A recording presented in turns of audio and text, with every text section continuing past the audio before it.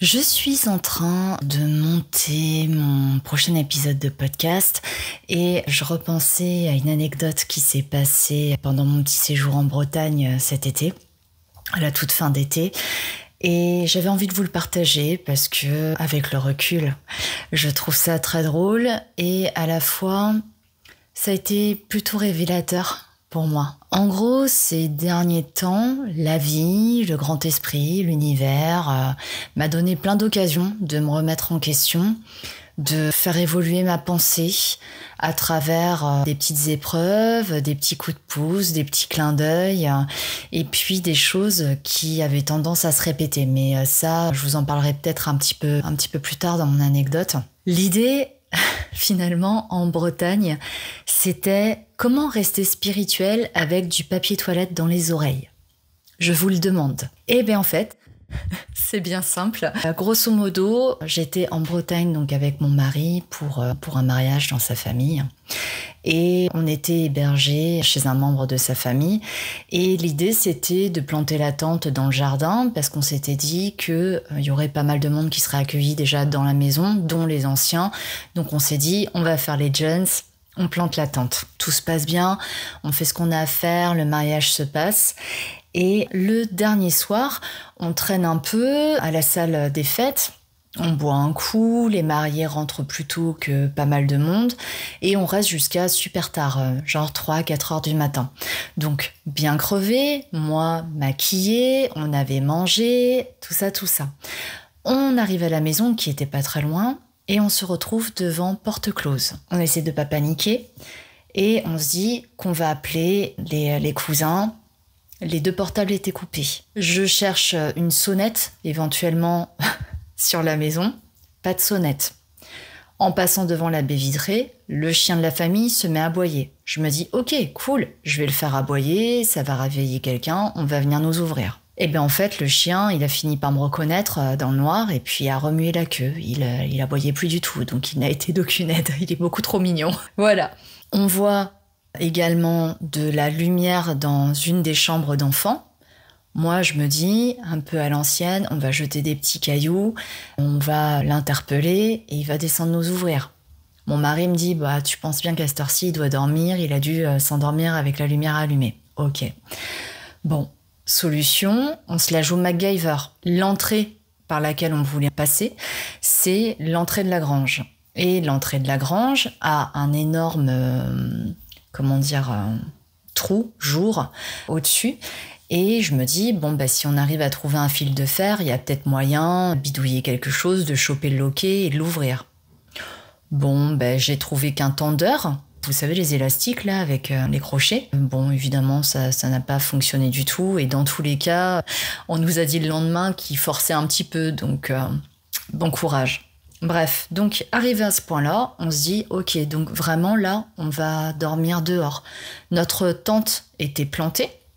Ah oui, parce que ça, je l'avais pas précisé. En fait, on a planté notre tente et il se trouve que les cousins ont dit, ben non, il y a personne dans la maison. Vous pouvez dormir sur le canapé lit dans le salon. Du coup, on avait rapatrié toutes nos affaires, nos couvertures, nos oreillers, nos affaires de toilette, dans la maison. Je reviens à mes moutons. On se dit, ok, donc on va vraiment dormir dehors, sans oreiller, sans couverture, sans pouvoir se laver les dents, sans pouvoir se démaquiller. Et il faut dire que j'ai beau être chamane, je déteste faire du camping. J'aime mon petit confort, j'aime dormir sur un bon matelas et depuis quelques années, j'ai des petits problèmes de dos.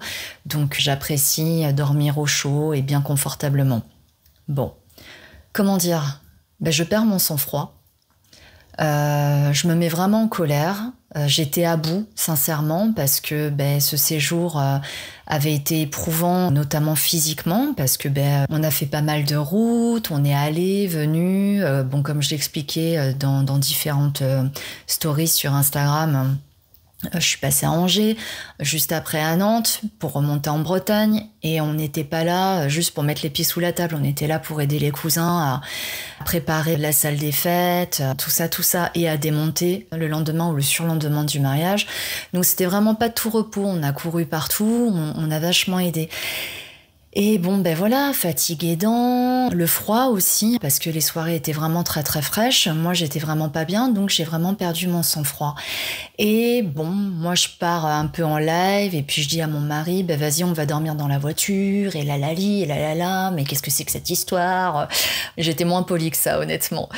Et je commence à m'installer dans la voiture en me disant que j'allais devoir dormir avec mon jean un peu serré, avec mon manteau pour seule couverture et 2-3 bidouilles pour faire une espèce d'oreiller, quoi. Donc j'avais bien les boules.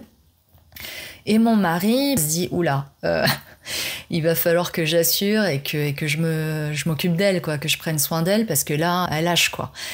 Et il me dit, ben non, on peut dormir sous la tente, t'inquiète, on sera bien, il y a le petit matelas. Et moi, je lui dis, ben non, en fait, toutes les couvertures, elles sont dans la baraque, enfin, on n'a rien, quoi, on va se peler, quoi. En plus, il pleuvait ce soir-là, donc la totale, quoi. Et au final, je commence à m'installer en pétounant. Mon mari revient me chercher, il me dit, bah c'est bon, je nous ai préparé un petit nid douillet, là, ça va le faire, t'inquiète. Donc bon, je prends sur moi et je le suis sous la tente. Et effectivement, j'avais complètement zappé ça. Mais il se trouve que j'avais pensé, de peur d'avoir froid, à prendre absolument tous les plaids qu'on a dans l'appart. Donc au final, on avait de quoi se couvrir, mais aussi se fabriquer des petits oreillers de fortune. Bon, je me dis, ok, allez, c'est bon, je me calme. Je me couche près de lui. Sauf que mon mari ronfle. Et je n'avais pas mes bouchons d'oreille parce que mes bouchons d'oreille étaient également dans la maison, dans ma trousse de toilette. Et la seule chose que j'ai trouvé à faire après être allée faire pipi dans la pluie dans le jardin en plein milieu de la nuit, c'est de mettre des morceaux de papier toilette dans les oreilles pour faire office de bouchon. Voilà. L'anecdote s'arrête là. Non, je plaisante. Du coup, je ne dors pas. Hein. Je ne dors vraiment pas, je ne m'assoupis même pas, j'ai eu froid en fait parce que la fraîcheur remontait par le sol, on avait beau avoir isolé un petit peu, ben voilà, j'avais froid par en bas, j'étais mal installée parce que je dors avec un coussin ergonomique, donc juste dormir sur un plaid bien plié, c'était pas bien pour moi. Enfin bon, voilà, en gros j'ai fait ma chieuse, je suis un peu une princesse quoi pour faire mon dodo. Et je sens donc mon mari, le soleil se lève, je suis réveillée par la lumière, je suis gênée par la lumière, mon mari me passe par-dessus, sort de la tente. Et moi, donc je n'étais pas endormie, et je me dis, c'est pas que je me dis, mais en fait, j'étais encore très en colère. Et déjà de ce qui s'était passé, et encore plus parce que j'ai pas fermé l'œil de la nuit. Et je me suis réveillée avec cette colère au ventre. Et à un moment, je me suis dit, wow, Adaline, en fait, tu vas te calmer parce que on est dans la famille de ton mari. Il y a rien de dramatique. Visiblement, t'es pas morte. Et ce que tu te dis toujours, c'est qu'est-ce que je peux apprendre de cette expérience, aussi pourrie, aussi foireuse soit-elle. Donc je prends 5 minutes quand même pour me poser la question, les yeux fermés, renfrognés, et mon PQ dans les oreilles. Et là, bon, analyse simple, je me dis, quoi qu'il en soit, c'était merdique, mais mon mari a su switcher et prendre soin de moi, c'est un petit trésor. Ok, fait numéro 1. Fait numéro 2, j'en suis pas morte. Je l'ai dit avant, mais voilà, c'est un fait important. Fait numéro 3, bon, je les aime, ces cousins, j'aime sa famille, donc j'ai pas envie de m'accrocher à ma colère, à ma rancœur, de m'accrocher à ma fatigue et de dire ouais, là, et machin, on a été mal accueillis. Bon, c'est pas vraiment une leçon que j'en ai tirée, mais c'est ce que je me suis dit. Ça commençait à m'apaiser, ce recul que je prenais. Et il y a un moment, je me suis dit, mais en fait, Adaline, elle est passée où ta spiritualité? Et là, ça fait pim pam poum dans ma tête. Je me suis dit, ouais, parce qu'en fait, c'est facile d'être spirituel quand tout va bien, quand tout est fluide, quand tout est ok. Mais quand il nous arrive des merdes, quand on est vraiment, poussé hors de nos limites, hors de notre zone de confort, c'est là en fait qu'intervient la spiritualité. Donc tous ces beaux discours que je peux me tenir avant tout à moi et que je peux tenir à vous à travers mes vidéos, mes podcasts, mes lives, etc. Elle était où cette spiritualité? Pourquoi je m'accrochais comme ça à mon énervement, à ma fatigue? Et donc à partir de ce moment-là, j'ai complètement basculé et toute ma colère est partie. Et je me suis sentie prête à me lever, même fatiguée, à accomplir ma journée de rangement, de bricolage, etc. pour continuer d'aider et à être toute sourire, quoi, à profiter quand même du moment. Et au fond, je savais très bien que les cousins, ils allaient être super gênés, super désolés. Donc, à quoi ça aurait servi que je m'accroche comme ça à cette colère, encore une fois?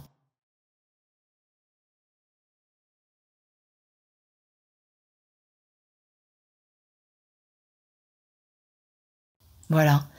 Où est la spiritualité? Ouais, dans des moments comme ça. La spiritualité, elle doit survenir particulièrement dans des moments comme ça.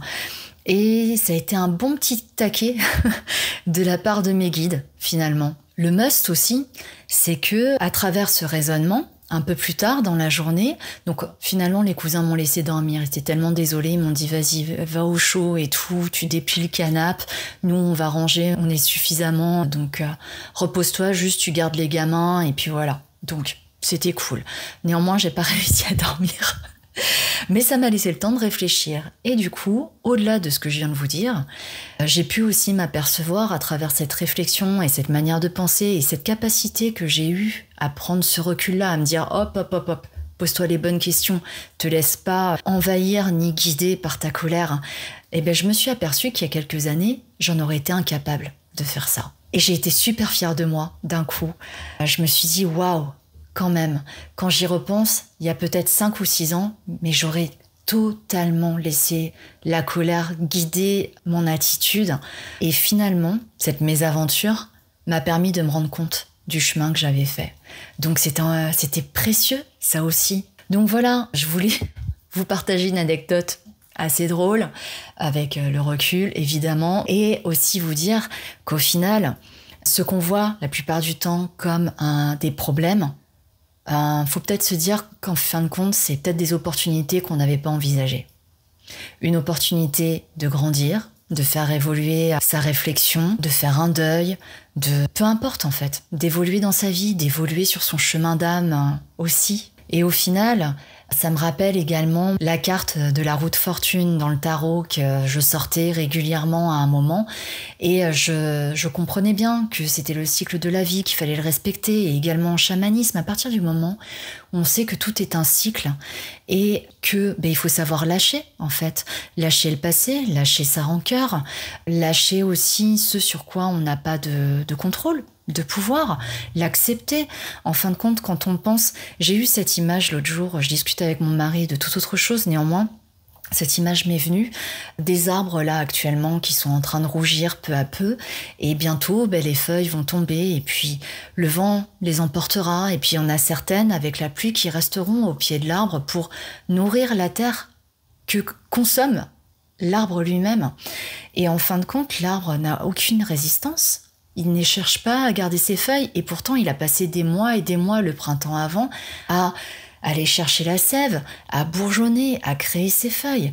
Il a bien profité de l'été et il voit aucun inconvénient à les laisser tomber. Et puis parce qu'il a confiance en fait dans le cycle de la vie, il se pose même pas la question. Il suit le courant naturel de la vie. Ce que je me dis aussi, c'est que de se raccrocher à sa colère, à sa rancœur, au fait que oui, on n'a pas été bien sur ce truc, ou oui, ma chinette, elle m'a dit ça, et pia.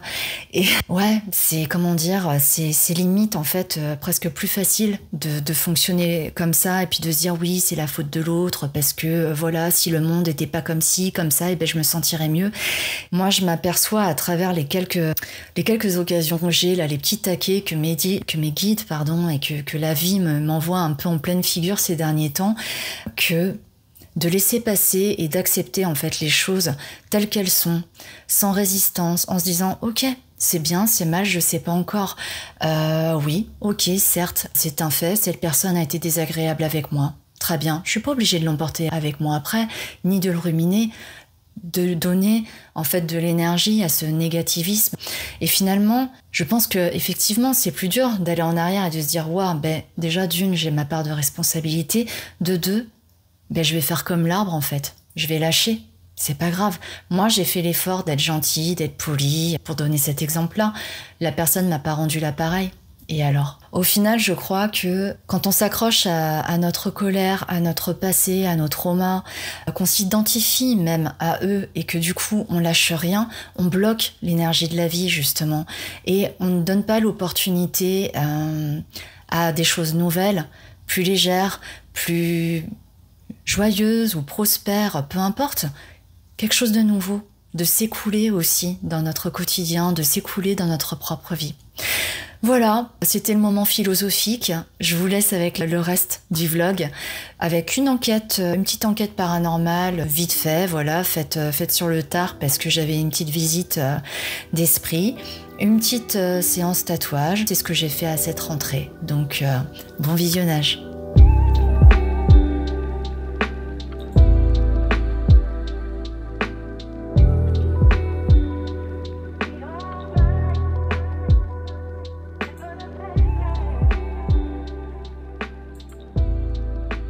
Cette rentrée 2025 a été plutôt cool, remplie de bonnes nouvelles et de bonnes vibes.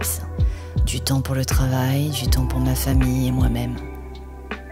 Elle m'a inspirée à réorganiser mon hôtel principal, celui où je me recueille pour mes ancêtres et mes esprits alliés. J'ai décidé par ailleurs d'y poser mes instruments chamaniques en m'inspirant des chamans traditionnels.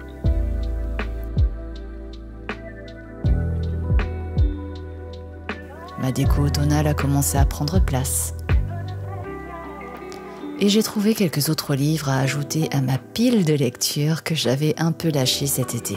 Actuellement, je finis celui d'Arnaud Rioux, Se révéler. J'ai créé un bac pour accueillir des plantes résistantes à l'hiver et pouvoir les admirer pendant la saison sombre alors que les autres seront endormis.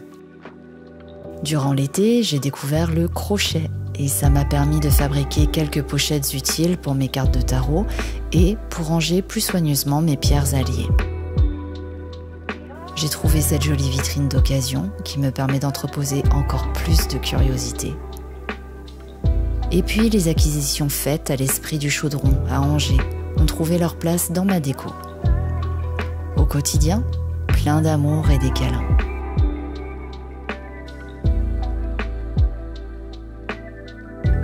J'ai des visiteurs imprévus et inconnus parfois. Ça faisait quelques jours qu'on percevait des présences invisibles. J'ai fini par prendre le temps de communiquer par plusieurs moyens, dont celui-ci avec la Spirit Box. Les réponses n'ont pas été très concluantes, néanmoins, il s'est passé quelque chose d'intéressant.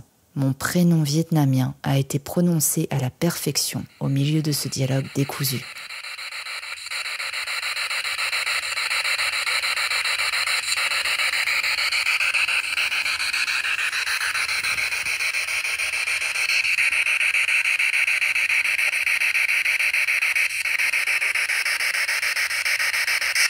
Pardon, j'ai pas entendu. Oui, vous êtes là?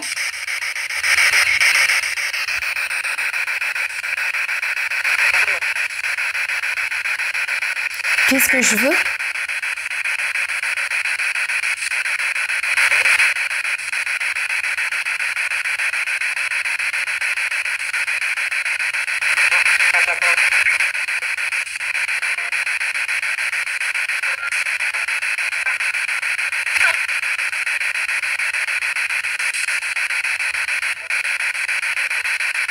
Ce que je veux, je vous l'ai expliqué. Et vous, que voulez-vous?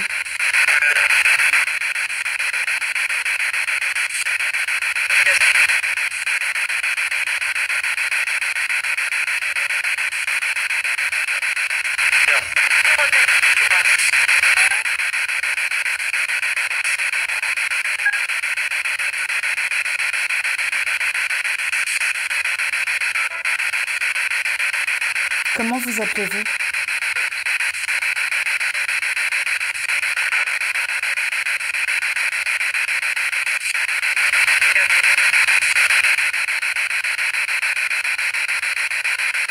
Je n'ai pas compris, pardon. Eric?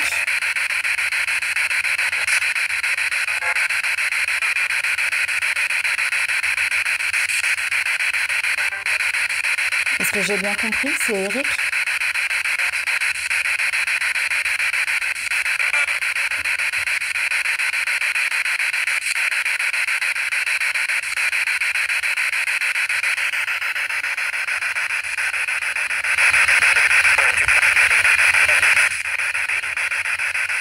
Qu'est-ce que je peux faire pour vous?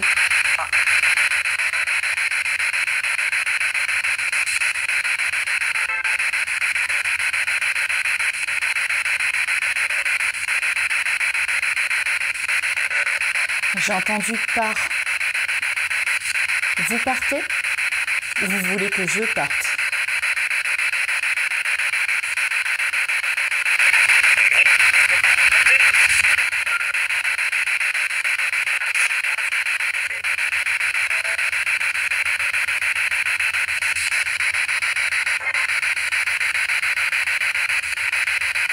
C'est ce que vous voulez, partir? Oui? Oui. Vous voulez que je vous fasse passer, c'est ça?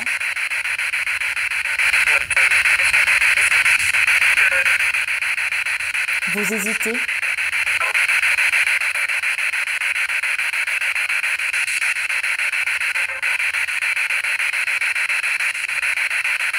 Vous avez peur?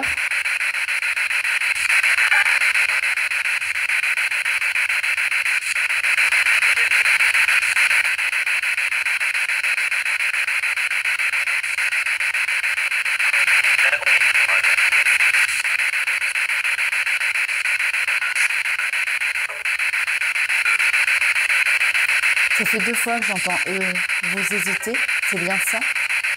Pourquoi?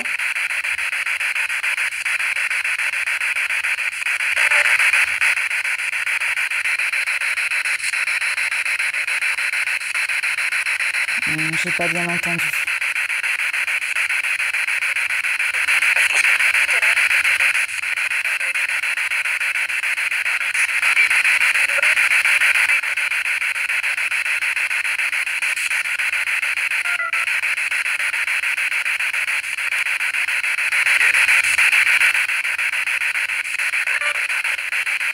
Très bien, alors si vous m'entendez toujours, pourriez-vous confirmer votre volonté de partir en touchant ce jouet-là,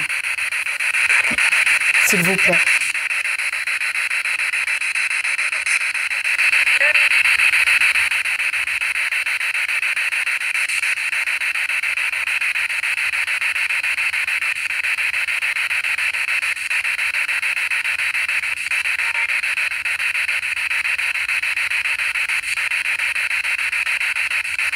Dans ce cas, pourriez-vous le toucher pour me confirmer votre hésitation?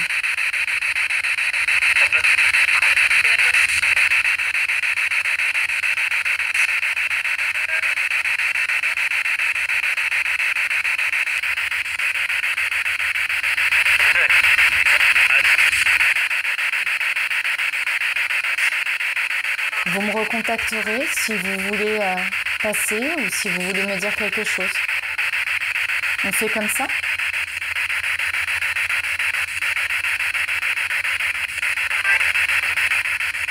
Oui, très bien.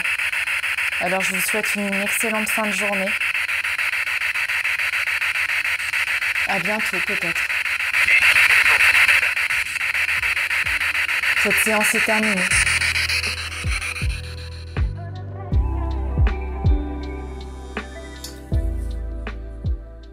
Je ne suis pas pro, mais ma petite sœur m'a fait confiance pour réaliser quelques tatouages. C'est une activité que j'adore pratiquer quand l'occasion se présente. Je lui en ai fait 4 en une fois.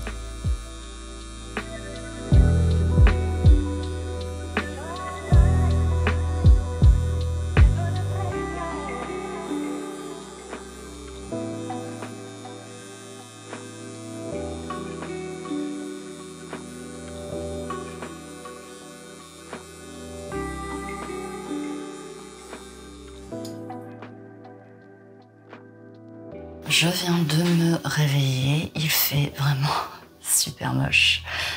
Contrairement à ce que la vidéo peut montrer, il pleut, il fait noir chez moi.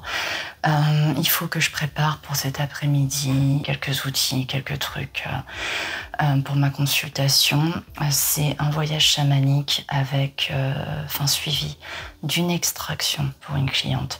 Essayer d'aller voir ce qui se joue au niveau des constellations, du karma familial, des vies antérieures, et puis de nettoyer tout ça. Donc je prends mes outils de divination. Je vais préparer aussi mon petit coin pour faire mon voyage chamanique. Vous me voyez plus du tout. Il fait vraiment très très noir. Et moi je vais vous laisser sur ce. C'est la fin du vlog. Alors évidemment tout ce que vous avez pu voir ça a été fait entre deux consultes parce que septembre a été assez dense au niveau du travail. J'espère que ça vous a plu. Je vous dis à bientôt et en attendant soyez sages.